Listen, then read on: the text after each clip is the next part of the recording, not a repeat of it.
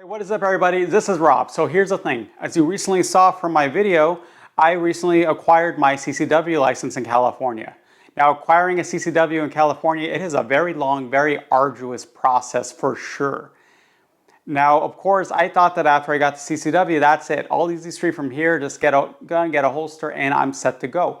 However, there are a few things, especially being in California, that you really have to keep in mind as you're a CCW holder. And I just want to make this video about that. So this video is about 5 things I think you should consider before acquiring your CCW license in California. So you're probably looking into a CCW the same reason I was. You want to be able to protect yourself and your family, right? California, it's a wonderful state, but it does have its flaws. And one of those flaws is that, let's face it, crime. I won't say it's encouraged here, but I do think we need to start doing more than a slap on the wrist. But that's why some of us, including myself, get our CCW license. But what you don't also consider is that there is also a huge legal ramification if you ever do have to use your firearm. You know, having a CCW isn't a getting out of jail free card if you ever, hopefully not, ever have to pull out your firearm in self-defense. You will still be probably getting arrested, you'll still be getting your guns confiscated, you will still have legal fees that will be, essentially you'll be drowning in them. So that is why it is important to consider, getting CCW insurance. I don't have one yet. I would recommend looking into it. There are a couple different, primary CCW insurance vendors out there. It seems to me like they all have their pros and cons, so really keep that into consideration and do your research. Remember guys, it doesn't just stop with the CCW. You want to make sure that you are covered in a legal aspect if you ever have to defend your life. So we have had recent law updates, for example, SB 2, that have made carrying a CCW a little bit harder. You start realizing that you really can't carry your weapon a lot of places that you were hoping you'd be able to, because of course these are places where there'd be most likely to be, a situation where you need to defend yourself. For example, I knew that I couldn't carry my firearm in a bar setting. That I already knew. But I found out I can't even carry in a place that serves alcohol that isn't a bar. So for example, think of a normal restaurant that does have beer on the menu. I can't even carry there. Of course you can't carry in government buildings, but you also can't carry in places like a public park. Now I don't know about you guys, but I think if I were taking my child out to a public park, that is the one place I'd want to be carrying because there are a lot of weird people out there. And that's one of those spots where I feel the most would be a hot spot for crime and where I'd really be, doing the most I can to keep my child safe.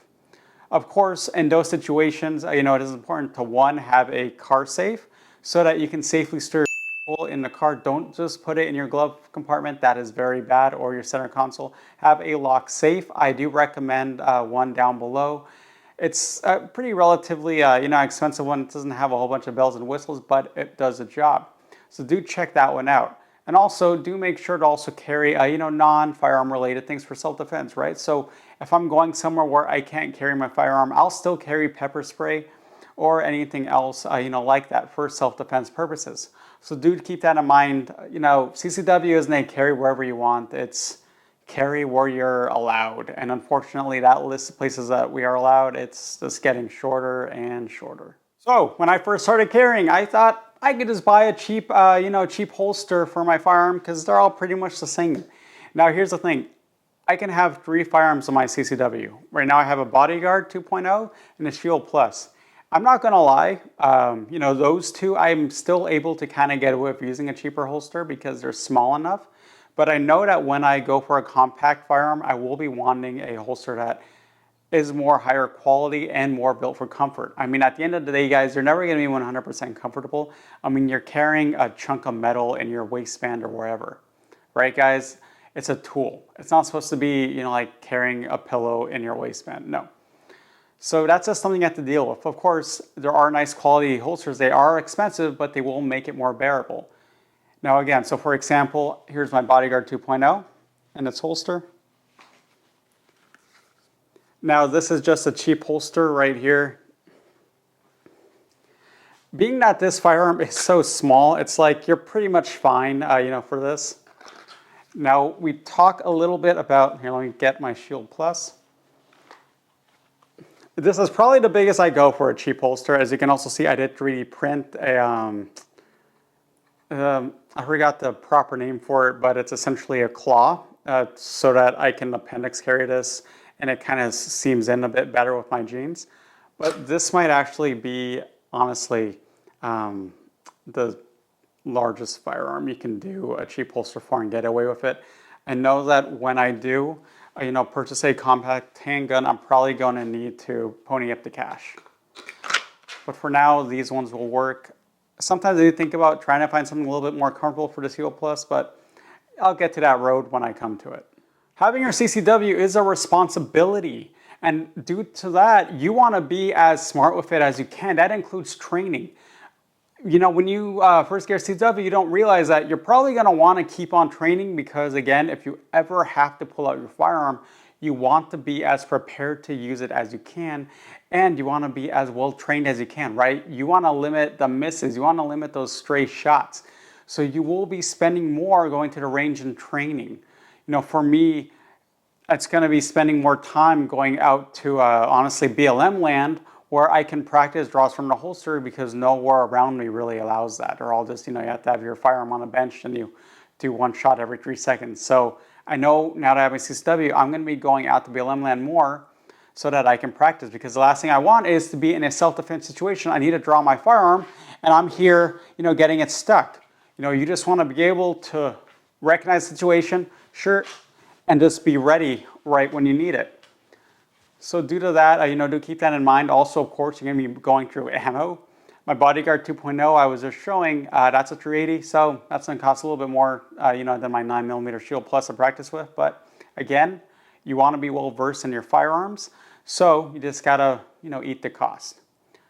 When it comes to using a firearm, I kind of agree with some people say it's like riding a bike.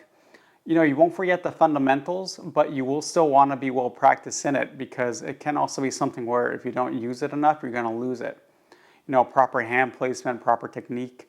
That's stuff that you just want to always keep sharp, because you don't want to one day need those skills and they're as dull as a rusted blade, guys. Keep that in mind. Something that really hits you when you get your CCW is you realize this enormous responsibility you have, and that usually your CCW isn't the answer to a conflict. It will make you be smarter about your situations when you're carrying, because again, the goal isn't to pull out a firearm whenever you see trouble. The goal is just that you try to get out of the way of any dilemma, and if it is your last resort, you pull out your firearm. One mindset that always irritated me is people who think that because they have a CCW, it means that they're some sort of unofficial police person. No, you guys, you're not. We're still just civilians. It's not our job to police people. If I'm, walking around and I see a fight or something, I'm not gonna, see them pull out my firearm and then try to, solve the situation or something. No, I'm not trying to resolve. That's not my job. I'm gonna get out of the situation, because if it turns very violent and one of them pulls out a firearm, I don't want to be anywhere near that. You realize that, with having such a big responsibility, you really just have to be responsible with it. Again, it's not a get out of jail free card. It's not a don't get, sued by the person who you had to pull your firearm out card. It's nothing like that. It really just means that when permitted, you're allowed to carry a firearm. Yeah, it might help you a little bit in court, but overall, the best answer is still to stay out of the court system, at all. So it did put me in a sort of a heightened mindset of, I'm carrying right now. Maybe I really shouldn't go anywhere that I might need to, pull out my firearm, or I might be, put in harm's way. It kind of made me understand the importance of, if you didn't put yourself in that situation in the first place, you'd have been fine. So do keep that in mind, you guys. It's CCW ownership. It's a sort of responsibility, especially because if you ever do have to fire your weapon, every bullet that leaves your firearm, again, you're responsible for. And the last thing you're going to want is to have it on your, mental health and your conscience if you do end up hurting someone innocent in the process of, firing your weapon. So please, guys, keep that in mind. So those are just 5 things that I do think you should keep in mind before applying for your CCW. Now, keep in mind, I'm not saying don't apply for it. Absolutely not. It is our Second Amendment right. You should 100% be going for your CCW license. Okay, you should 100% go for it. I do not want to dissuade anybody. Just keep those things in mind while you're in the process of it and after you already have it. Because you remember, you guys, California, not a gun-friendly state. You don't want to give the lawyers any ammo. The last thing you want is to get in trouble over it. So that's it, guys. Let me know down below. Are you guys a CCW holder in California thinking of applying? Let me know what you guys think. With that, this is Rob, and have a good one.